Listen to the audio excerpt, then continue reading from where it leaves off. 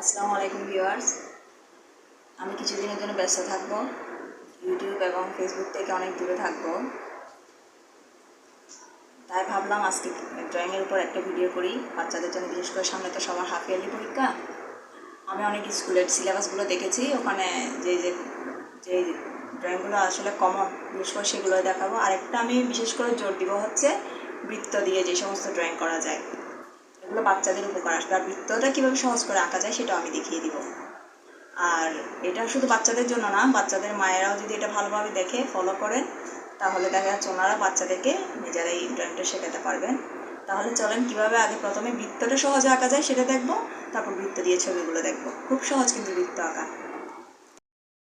প্রথমে আমি দেখিয়ে দিচ্ছি, আমাদের এই দুটো আঙ্গুল আছে না, এই দুটো আঙ্গুল দিয়ে রাবার ধরবো, দুইটা আঙ্গুল, আর এটা দিয়ে হচ্ছে পেন্সিল ধরবো। তাহলে দেখেন বিষয়টা, বাচ্চারা দেখো, তোমরাও দেখো, মায়েদের সাথে বসে এইভাবে ধরবো, এইভাবে চেপে ধরবো।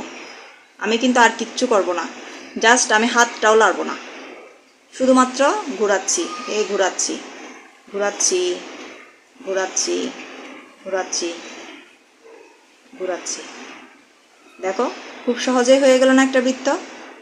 আবার বলছি, আবার দেখিয়ে দিচ্ছি, খুব খেয়াল করো কিন্তু। এই রাবার ধরলাম, এটা আঙ্গুলটা দিয়ে না, কিন্তু এটা দিয়ে পেন্সিল ধরবো। দেখো, তোমার যদি বৃত্ত ছোটো লাগে তুমি পেন্সিলটা ছোটো করবে খালি। এই যে করলাম, চেপে ধরলাম, এবার আরেক হাত দিয়ে বা হাত দিয়ে ঘোরাবো। ছোটো বৃত্ত লাগলে ছোটো বৃত্ত, বড় বৃত্ত লাগলে বড় বৃত্ত। আমরা কিন্তু হাতটা ঘোরাবো না, ডান হাতটা, শুধু বা হাত দিয়ে কাগজটা ঘোরাবো। এই যে হয়ে গেল কমপ্লিট। তাহলে আমি এটা যখন ছোটো বৃত্ত আর বড় বৃত্ত, এটা দিয়ে আমরা কিন্তু একটা পেঁপে আঁকতে পারি। পেঁপে আঁকা শিখি। একটা ছোট বৃত্ত দিব, দেখো সবাই খুব খেয়াল করো। ছোট বৃত্ত নিচ্ছি প্রথমে, এটা আমরা কি করবো, পেঁপে। ছোট বৃত্ত,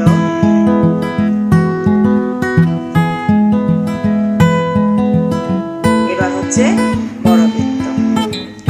এখান থেকে খেয়াল করবে এটার সাথে যেন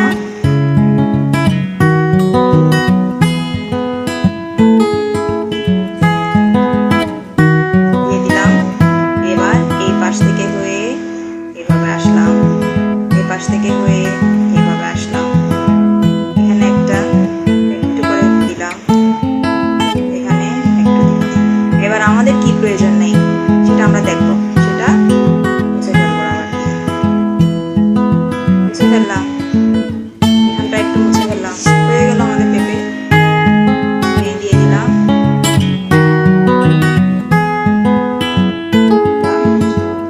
বাস হয়ে গেল না আমাদের পেঁপে।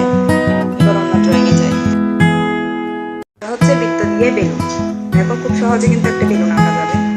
এটাও কিন্তু প্রায় সিলেবাসে দেখলাম, বেলুন, পেঁপে, আপেল। দেখো এবার তোমার যতটুকু লাগবে দিলাম, একটা বিন্দু দিলাম, জাস্ট বরাবর এখান থেকে আসলাম, এখান থেকে আসলাম, হয়ে গেল আমাদের বেলুন। সহজ না বাচ্চারা? দেখো, এবার তোমার ইচ্ছা মতো ডিজাইন করতে পারো, তোমার যেখানে যেমন লাগে তোমার ইচ্ছা মতো, সেটা যেরকম হোক। আমি আমার মতো দিচ্ছি।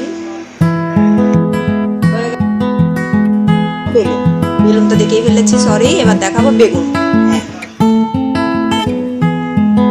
এবার দেখাচ্ছি হচ্ছে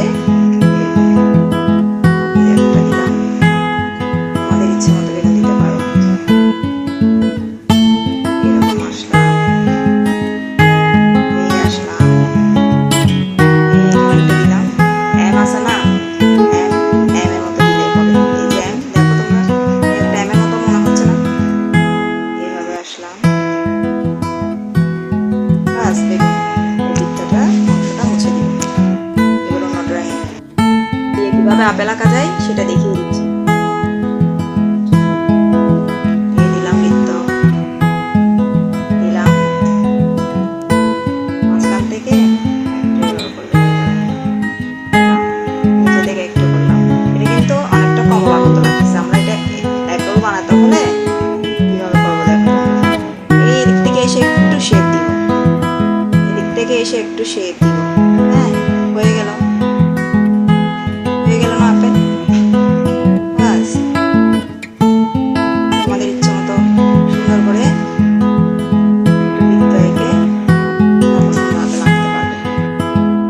এবার দেখাবো হচ্ছে ডাব।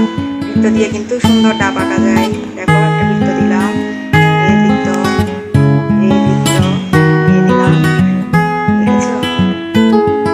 এটাতে কিন্তু বেলুন আমরা অনেক লম্বা দিয়েছিলাম, বিন্দুটা অনেক নিচে দিয়েছিলাম, এবার এরকম দিব না। ডাবের ক্ষেত্রে একটু সামান্য নিচে। এবার গোল শেপে আসলাম, গোল শেপে এরকম আসলাম। বেশি কিন্তু বিন্দুর সাথে বেশি লাগাবো না, এই জায়গাটাতে। এবার বৃত্তের এই অংশটা মুছে দিব।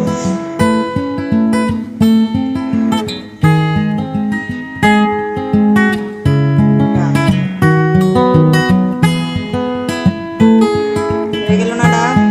এবার অন্য, এবার দেখাচ্ছি হচ্ছে দেখো তাল। বৃত্ত, প্রথমে বৃত্ত আঁকলাম, এই আঁকলাম আঁকলাম আঁকলাম, কিছুই করবো না, খালি এখানে একটু অংশ বাদ দিয়ে দিতে হবে। মুছে ফেললাম, এখানে একটা এরকম দিব।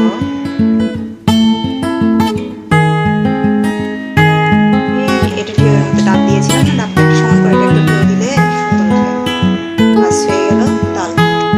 আচ্ছা দেখাবো লাঠি। লাঠিও কিন্তু বৃত্ত দিয়ে সহজেই করা যায়। এই আঁকলাম,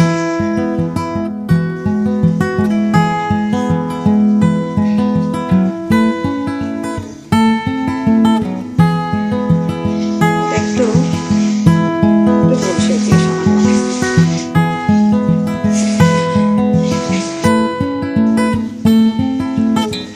ইচ্ছা মতো ডিজাইন দিতে পারবে তোমরা চাইলে।